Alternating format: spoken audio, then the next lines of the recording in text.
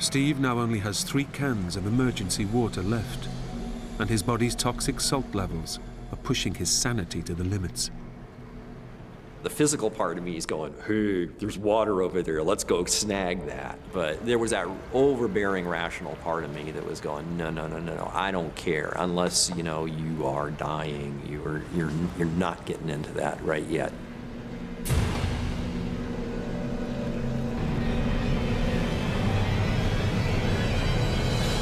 This is a view of heaven from a seat in hell.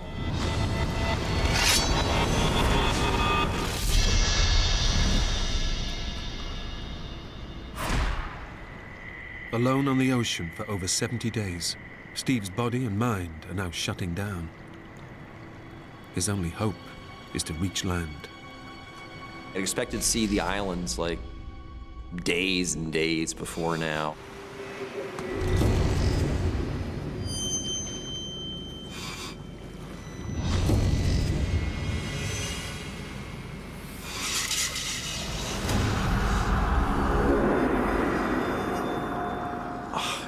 I should be reaching the islands. I should be seeing some sign of reaching the islands.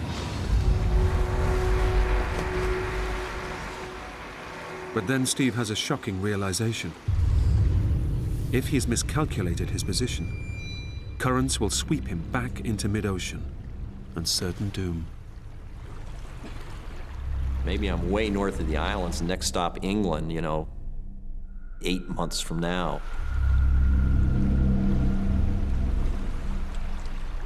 So that was tough. I was very worried that I had screwed up and I wasn't going to make it. I just don't know anymore.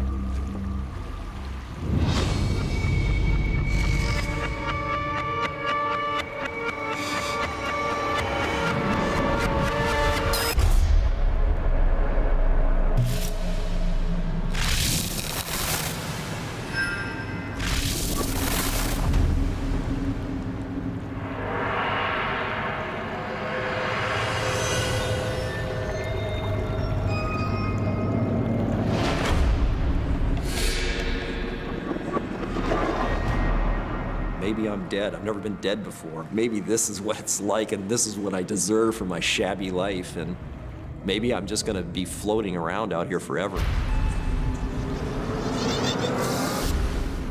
I felt all the hopelessness of people who'd been adrift at sea before and never came back, and nobody ever knew what happened to them.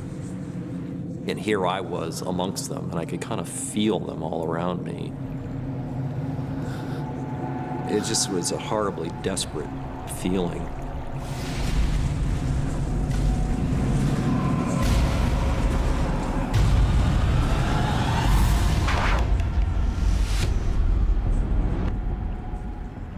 It was over. I was just done. I had no more to give.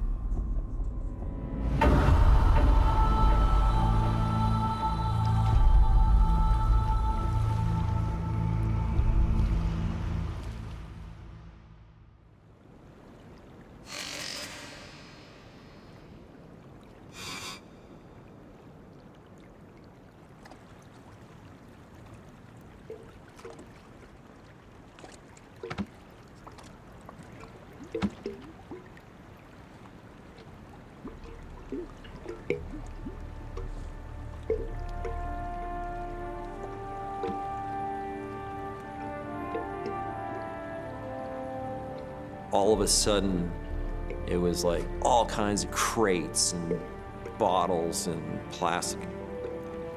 To me, that was the first definitive sign that I was coming into changes. I'm gonna see something.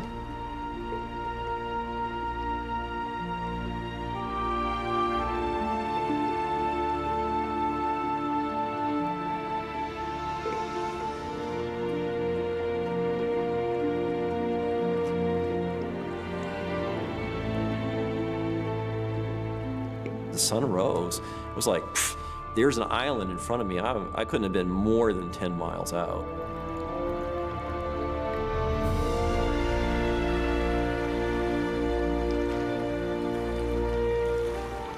To see the green of the island was like,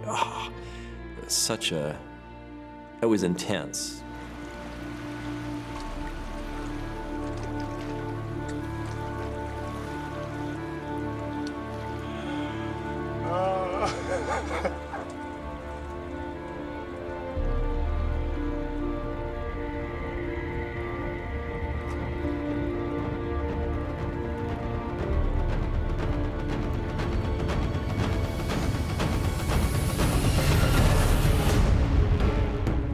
to his horror, Steve realizes that the island is an impregnable fortress of vertical cliffs and razor-sharp coral reefs. Oh my God, I've come all this way, and there's no way I can make a landing. After enduring so much for so long, Steve can't let salvation slip away from him at the final hurdle. This voyage is ending today. No question about it. One way or the other, this is going to come to an end.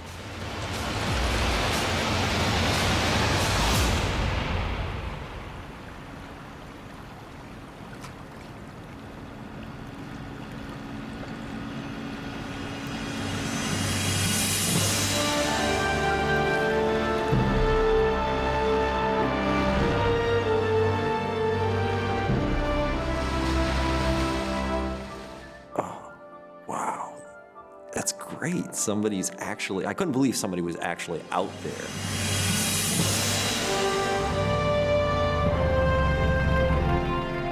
On the morning of his 76th day adrift, Steve is spotted by some local fishermen. He said something to the effect of like, "What you doing out here, man?" You know, it's like, well, I'm not out here, you know, improving my suntan.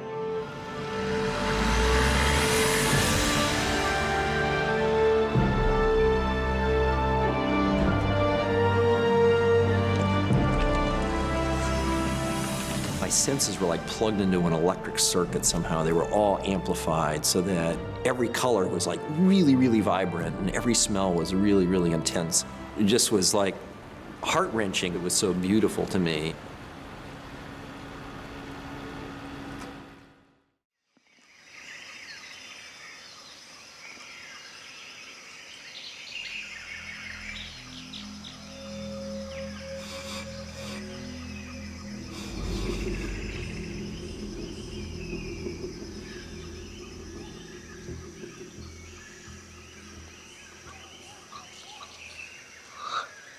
After 15 days of mental torture, it's all Ken can do just to stay alive. My body needed water so bad, it could never think anything but quenching my thirst.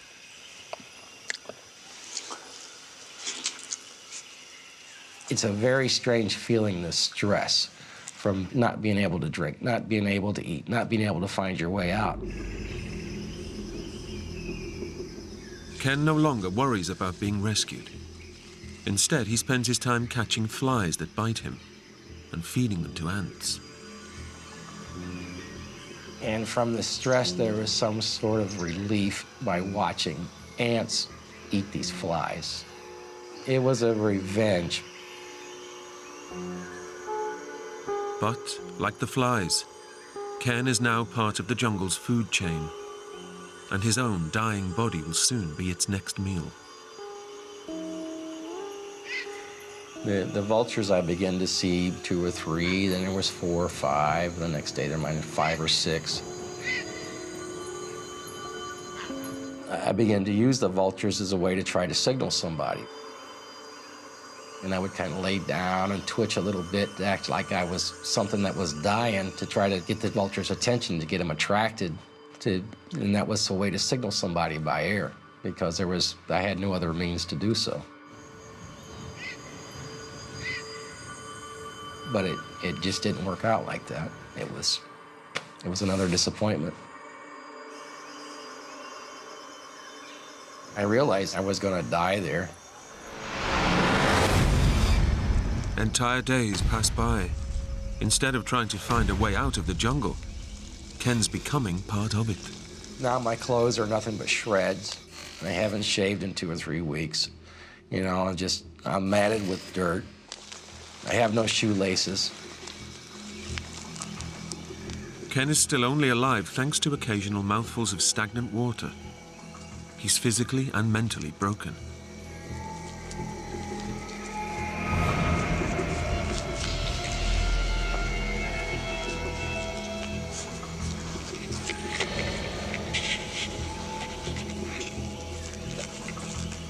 I could already be dead, and I don't know it.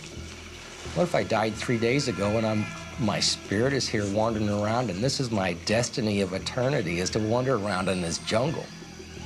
You begin to think, I'll never get out of here.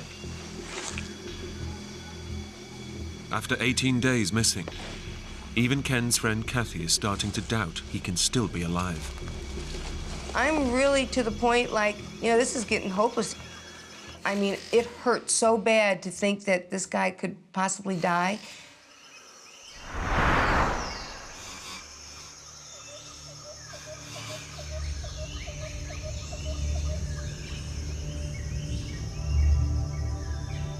I just laid down and I dozed off a little bit. In a few minutes, I woke up and there was a woman standing there holding a baby.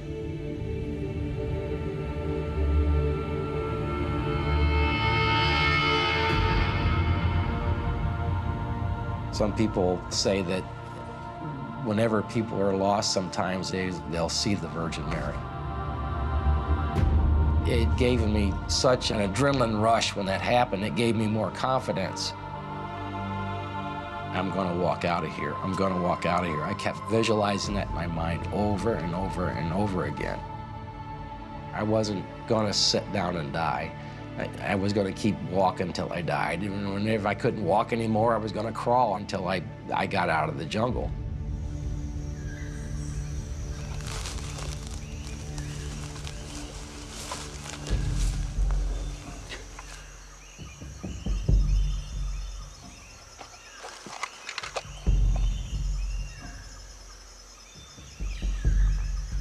This is like one of the first things I've seen of civilization since I've been lost.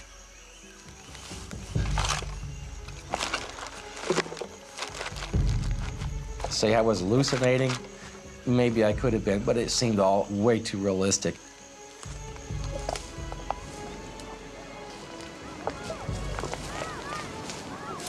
Once I had came out there, I knew exactly where I was because I'd been there before.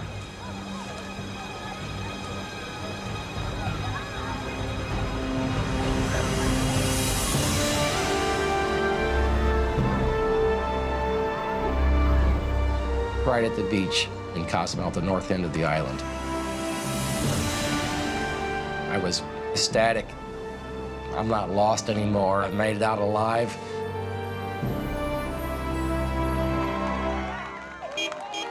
After 20 days fighting crippling hunger, dehydration, sleep deprivation, and jungle predators, Ken is finally safe. He had his hair packed, like spiked with mud, big cuts and scratches, and just looked like he's just been chewed up.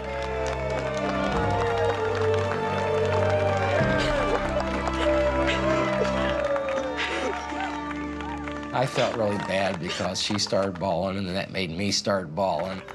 The tears were just rolling. We just couldn't let go for 10 minutes. I mean, we were just so thankful he was alive. It really brought us really close. Ken's recovery took 6 long months. To help cope with the ordeal, he returned to his greatest love, scuba diving. The experience changed the way that I think. The fact is, within 10 seconds, any of us could be gone. So I decided I should be more kind to other people. I should be more generous with what I have. I'm just happy.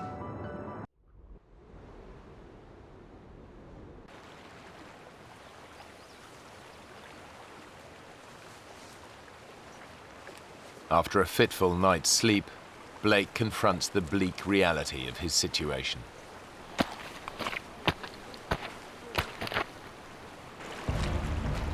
I was distraught when I realized that there's pretty much no way to get to Bettles. I was a long way from what I'd hoped to be my final destination. But he has one slim hope. I kept thinking about the fact that these bush pilots fly up and down these rivers, so they might be flying directly overhead. If he can make himself more visible, he might be spotted by one of these passing planes. Despite his weakened state, he starts to gather driftwood for a signal fire. I actually set one of these log jams on fire, hoping that someone might see this smoke. But even this simple plan fails. Every time I looked up into the sky, the smoke wasn't very white and smoky like you always see in the TV shows. You know, it wasn't that noticeable.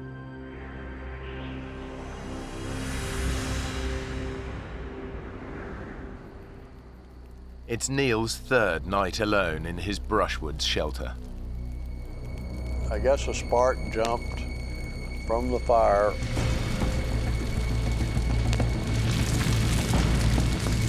All of a sudden, there was a fire going on right above my head, and I'm talking like 18 inches above my head.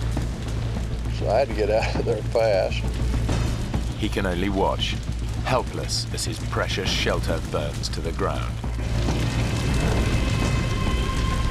I got out of there and watched as fire just burst into an inferno.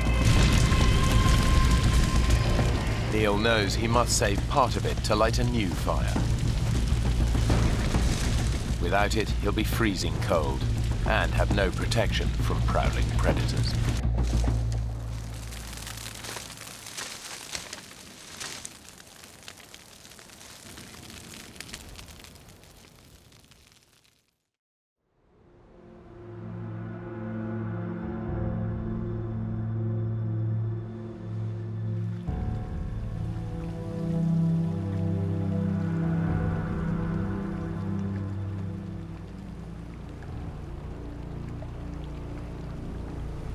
During the night, meltwater has flooded the river.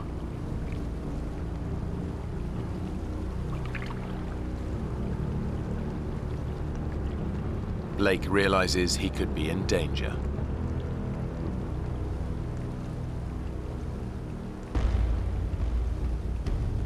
When I realized that the river was rising that quickly, I moved up into the forest because I was worried that I was actually going to end up on a small island out there and be trapped by water on all sides.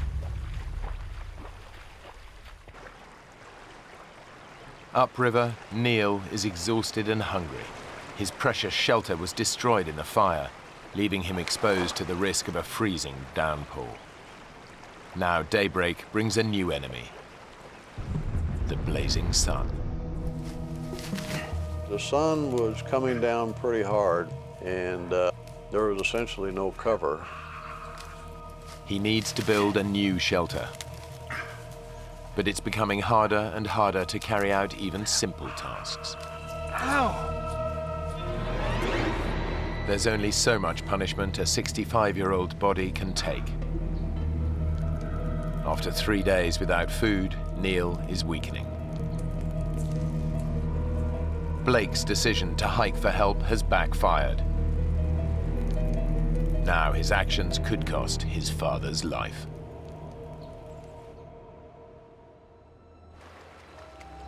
Now Blake is gambling that staying by a major river will increase his chances of being spotted by local pilots. But since nobody knows they're missing, his chances of being rescued are slim.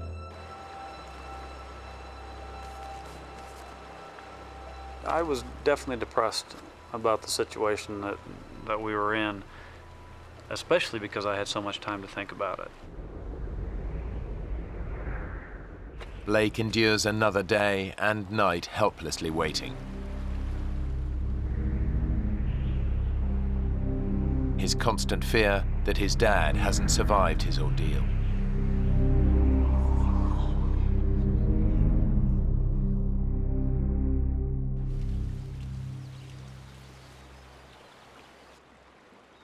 Blake's decision to hike out looks increasingly like a bad move. Around 6 or 7 in the evening on Tuesday, I was laying over by my fire when I heard the sound of an airplane. And my God, he was coming up on me quick, I could tell. I ran as fast as I could. Hey! Hey! Hey! Hey! Hey!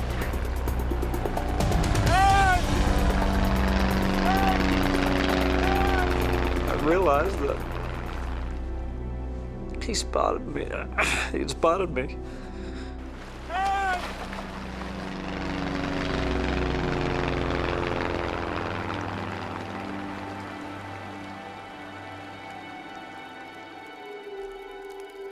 Three hours later, and there's still no sign of rescue.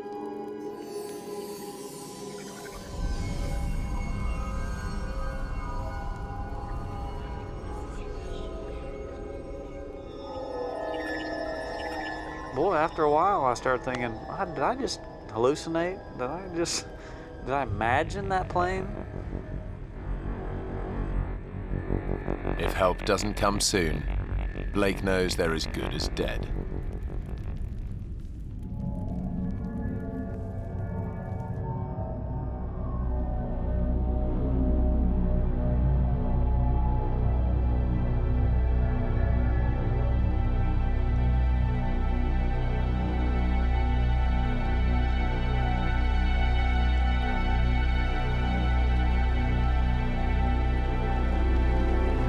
I'm here! That was the same plane, and as they flew over me, they dropped a bag of stuff.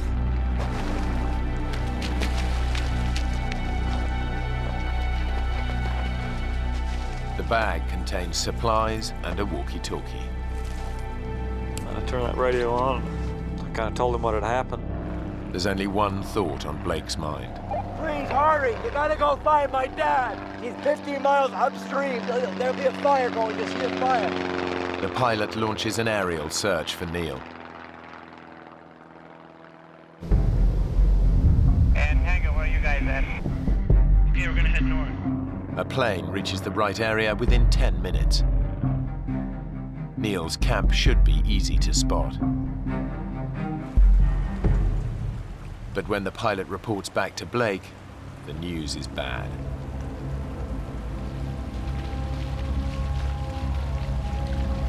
Hey, you gotta go back! He's up there! Keep going till you find him! He can't leave, he's gotta be at the camp. Maybe you didn't go far enough. He can't walk, he's gotta be there! I was worried something would happen to my dad. Because there's no way he could miss it. You gotta go and find my dad! And I fell to my knees. Blake ignored his father's advice and left him to fend for himself. Now he must face a terrible thought, that his dad hasn't made it.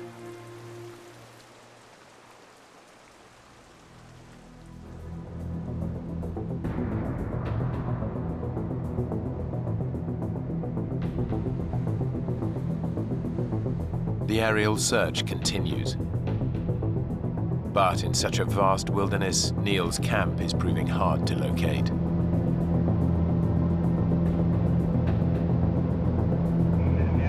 Yeah, 3 hours later, a rescue helicopter picks up Blake and rushes to the scene.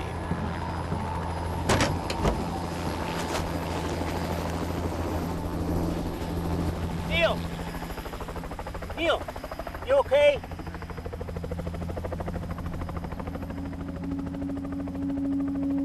How did you know I was here? I asked your son. Blake? He climbed in that helicopter. Dad! I'm so sorry, Dad. I'm so sorry. And hell, all I could say was, man, you look like hell. Well, you don't look that cute yourself.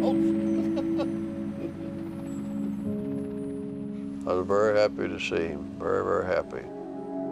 Can we get the hell home now? Let's get out of here. And then we took off. Together again. The men later learned that their initial camp was not on the flight path of any local aircraft.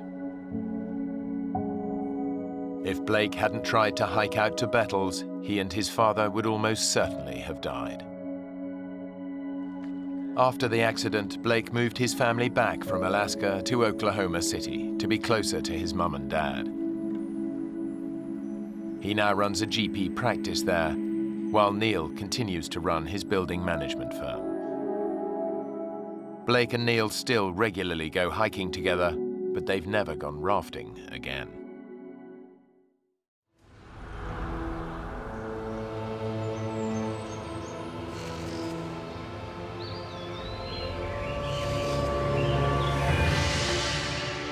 By some miracle, Jordan survives the night. As dawn breaks, he draws on his final ounce of strength and determination. Severely dehydrated and slowly dying of his injuries, he forces himself to go on in a last desperate bid for life. My plan on the fourth day was to get as close as I could to where people might chance upon me. I was that close to death. All I could think was just keep pulling. The temptation to curl up and let go is overwhelming, but Jordan refuses to go quietly. It probably took me around 2 hours to get about 20 yards. So I was only maybe going 5-6 feet at a time and then passing out for 10 or 15 minutes. The physical reality had set in, and there was really no more mind over matter to be had. There was no way I was going to get to the trailhead, or very much further for that matter, because the distance I was able to go before passing out was just getting shorter and shorter. I was actually going to die very soon.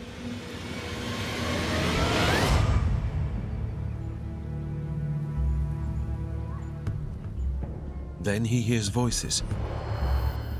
He thinks the sound is hikers on a nearby trail. Help me, please. It was my first real chance of rescue. Please help me. I yelled as loud as I could to attract their attention. Help. Help. But Jordan's yells emerge as barely a whisper. Help me, please. The voices melt away into the trees. It just seemed like it was just the cruelest joke. I was thinking that was my chance. That was it. The despair I felt at getting so close to being rescued, I've never felt that much bleakness in my life.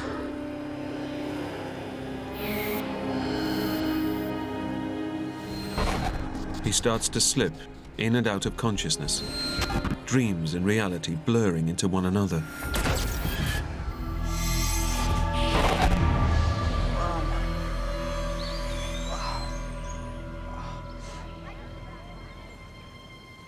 The sounds of voices return, just meters away.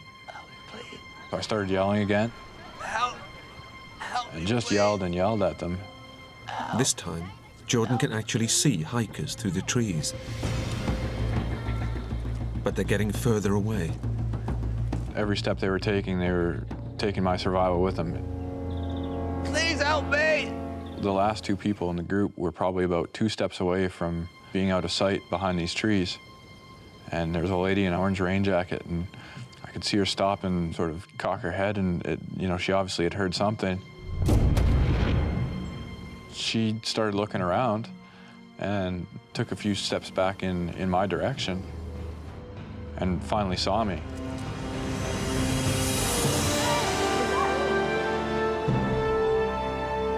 As soon as she saw me, I can't even describe how relieved I was. I just watched them run towards me and just thought to myself, well, I've done my part, I'm your problem now. It was beyond joy, it was beyond anything. This was a chance at life again here. You hear me? You hear me? Jordan's 4-day ordeal would have finished most people, but his stubborn refusal to give up saved his life. I came as close as you can get, I think, to dying, and it looked like I was gonna make it. Jordan was treated for a ruptured pancreas and internal hemorrhaging, injuries that could have killed him within hours. In a series of operations, surgeons fixed Jordan's shattered pelvis using 12-centimeter long titanium screws. He also needed major skin grafts to his legs and hands.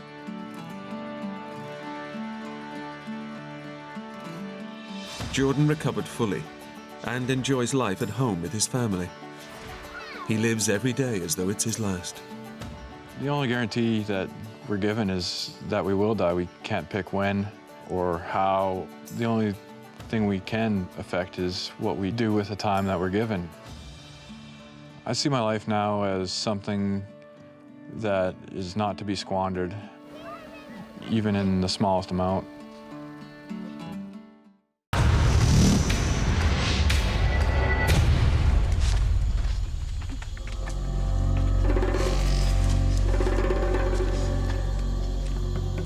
When I thought it couldn't get any worse, it did get worse.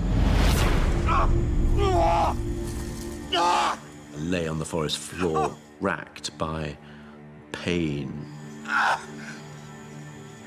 My liver, my kidneys were being attacked. I was fighting just to keep myself sane. Benedict's malaria has now reached the final and fatal stage. The parasites are aggressively multiplying and destroying his vital organs, causing his body to collapse. Within 24 hours, he will experience first coma, then death. This was the moment when it could all end very, very quickly. I had this rising sense of panic that I had to get out of the forest. I had to do whatever it took.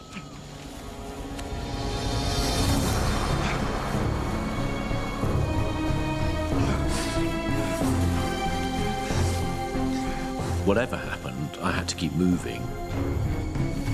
Keep on putting one foot in front of the other. I kept on going, making pitiful progress, and sometimes no progress at all. I couldn't even think straight. I couldn't even see my compass. At that moment, I suddenly thought, well, I'm just never going to get out of here.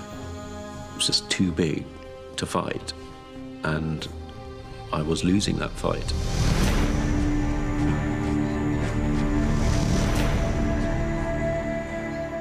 Benedict simply cannot go on.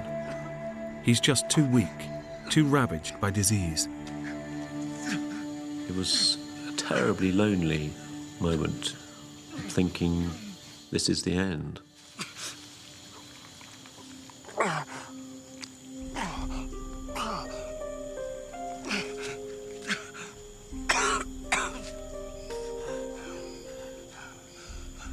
And suddenly, amongst all this despair, this confusion, this feeling of being trapped in this prison, a sight that will always stay with me.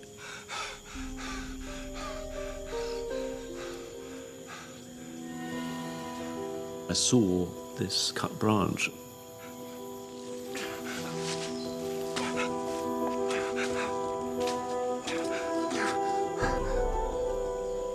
The cut itself was blackened, so it had been cut some time ago, but had been cut by a human. I realised there was actually quite a few of these branches. This was actually the edge of the outside world. I started investigating, and there was a trail.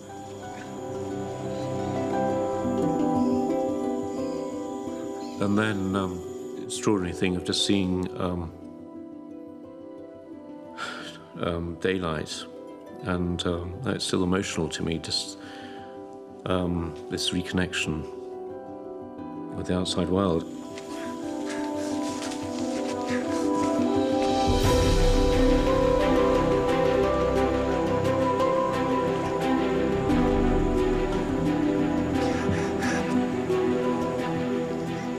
The one thing I've been looking forward to, praying for, imagining, was suddenly there, and it was absolutely overwhelming.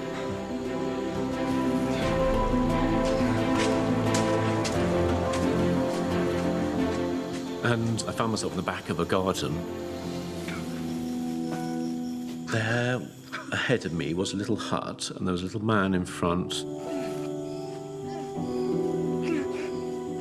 And he was just standing there with a look, not of welcome, but of horror.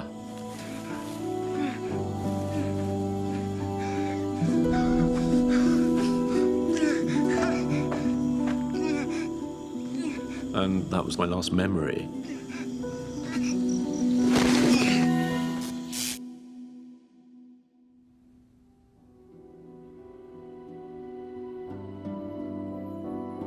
Having recognized the symptoms of malaria, the farmer nursed Benedict for 3 days before he was driven to a hospital in Macapá, where he made a full recovery. Benedict returned home to be reunited with his parents 1 week later. My life was never the same again. And Benedict has been exploring the world ever since, fulfilling his dreams of becoming a renowned adventurer, just like his father. I've been going off to the jungle, going off to the desert, going off to the Arctic, pushing myself to the limit, trying to touch that experience that I had that was so profound. That has always haunted me, and it's something that'll always be with me, and it's steered the rest of my life.